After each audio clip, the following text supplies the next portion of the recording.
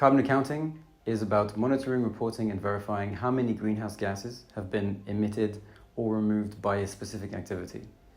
The point is to make sure that we're accurately depicting the climate impact of any individual economic activity so that we can then attribute the responsibility to act to the responsible entity.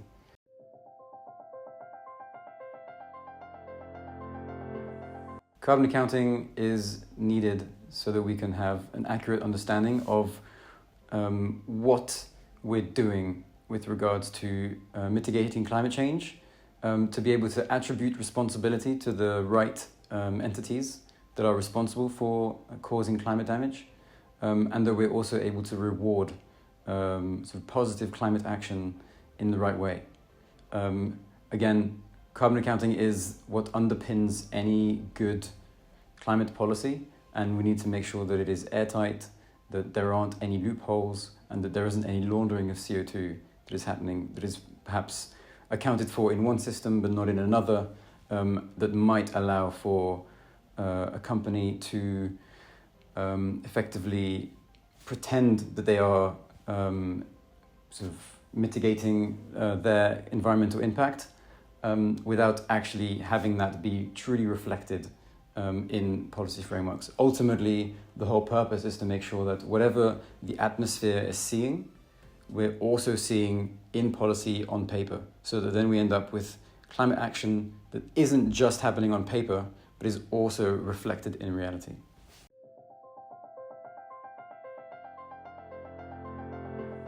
Carbon accounting can be very difficult, especially if we're trying to monitor the climate impact of particularly complicated processes.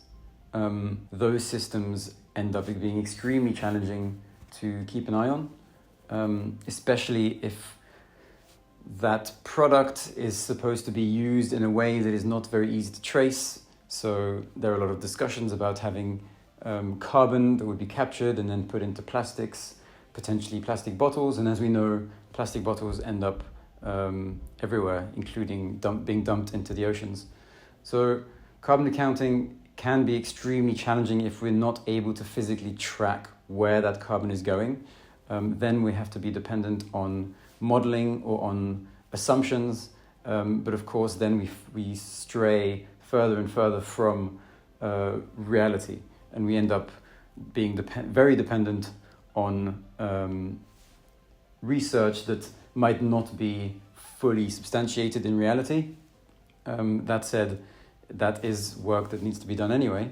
But carbon accounting is generally very difficult for very complex systems where the CO2 is sort of going linearly, where, for example, a coal plant is just extracting coal, burning it and dumping it into the atmosphere. That's relatively straightforward. But as we get into more and more complex supply chains, it will get more challenging to do carbon accounting in an accurate and reliable manner.